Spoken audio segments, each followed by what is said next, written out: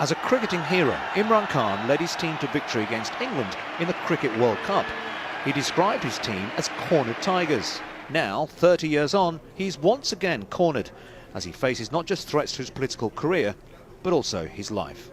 You've talked about death threats, that people are out there perhaps planning to assassinate you. Does it scare you? When I entered politics 26 years ago, and I had conquered my fear of dying, I don't fear dying. You've got to go one day. So I do believe in taking precautions as much as you can. And so by letting people know that I know about the plot, I think that's a form of protection. But just in recent weeks, you've been ousted. What happened? So this was a conspiracy. It was a regime change by the US. Why would America want to remove you from office? That somehow Pakistan had to be punished and I had to be removed. Punished, he says, for meeting Vladimir Putin as the Russian president prepared to invade Ukraine. Would you describe yourself as a supporter of Vladimir Putin? So this was planned quite a way back. When I arrived in Russia, I arrived at night. The next morning, they invaded Ukraine. So we actually took a decision. We thought for our 220 million people, it was important that we needed gas from Russia. Our reserves are depleting. We needed wheat, 2 million tons of wheat from Russia, and we also negotiated oil. Whereas it's straightforward caring about your own people. You always said that the war in Afghanistan couldn't be won by the West. After 20 years of war, US spent, what, $2 trillion, the Taliban are back. So have we got any other option? The only option left is to work with them.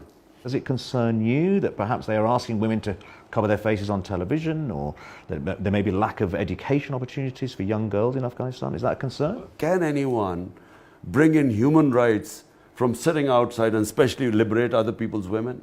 Afghan women are strong. I think they will assert themselves. Give them time and they will, find their own rights.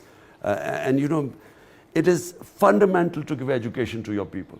You've talked very openly in the past about Muslims globally and this issue of Islamophobia. Do you feel it's getting any better?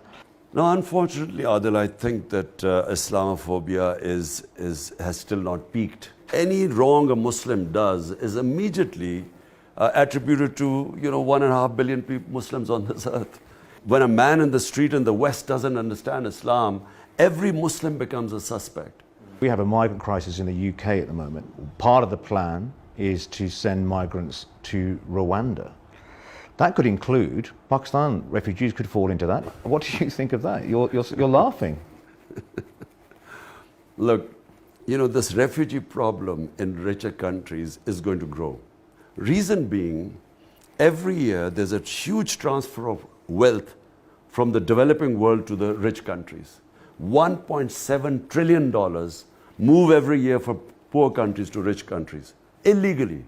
And at the moment, there's no incentive for rich countries to stop this because they gain from this flow of money coming in. What will happen is that this difference will keep growing and you will have millions of people wanting to move to richer countries. If you do get back into power now, what is it you still want to achieve?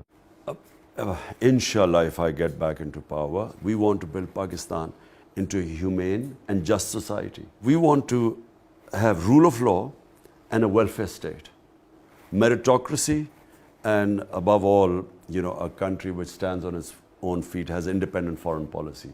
These are the basic principles I set out 26 years ago. I'm still on that track. Imran Khan, thank you very much.